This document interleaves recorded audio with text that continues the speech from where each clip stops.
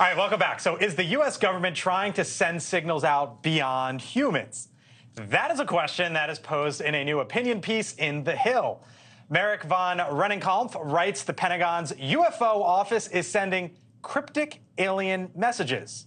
He's a UFO expert, was an analyst with the State Department as well as an Obama administration appointee over at the U.S. Department of Defense, and he joins us now. Merrick, thank you for being here on The Hill. What do you mean by that? The Pentagon's UFO office is sending cryptic alien messages. Explain it, please.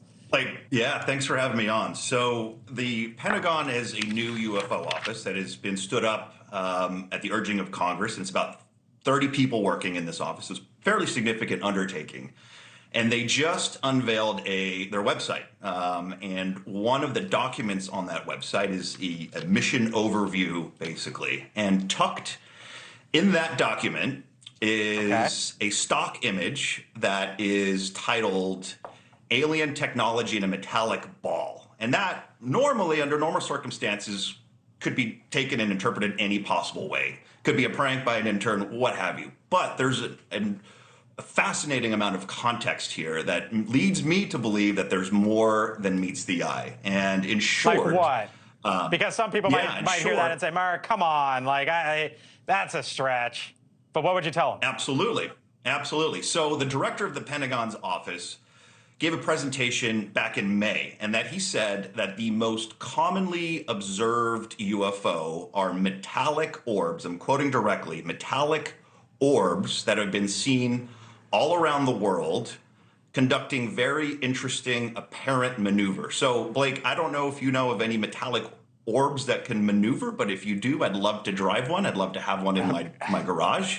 This goes back up to World War II. So at the end of World War II. Yeah, so there's a headline from the New York Times: floating mystery ball is a new Nazi air weapon, December 14th, 1944, which, I mean, if pilots were, or folks back then were, or you're saying are basically seeing the things that we're seeing now, what is it, 80 years later, 75 years later? Bingo. You get the nail on the head. So that started back in World War II, and it continued. You see reporting in the late 1940s into the early 1950s consistently in government documents saying that the most commonly observed UFO, just like today, is a metallic sphere, a metallic orb, a circular object. And fast forward to 2014 and 2015, and naval aviators off the U.S. East Coast were detecting on their sensors very strange objects that were conducting very, very bizarre maneuvers. They were stationary against hurricane force winds. They were flying at Mach 2, and eventually they got eyeballs on these things. And guess what? Yeah. They were round spheres. So my radar is peaked here. My interest is peaked. But bring me back to the website, Mark. Bring me back to the website. What is we're sending out a signal? Yes. So tucking away a stock image that is literally titled, it's an Adobe stock image that's titled Alien Technology in a Metallic Ball. That to me is interesting.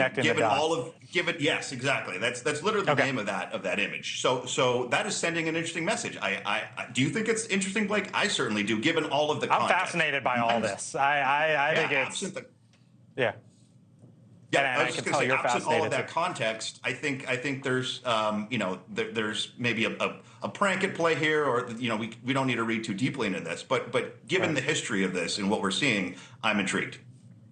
Mark von Rennenkampf, thank you for joining us here on The Hill. Appreciate the time. We'll have you on back. Thanks for watching. Go to newsnationnow.com to find NewsNation on your television provider. And don't forget to subscribe. Click the red button to get more of NewsNation's fact-driven, unbiased coverage.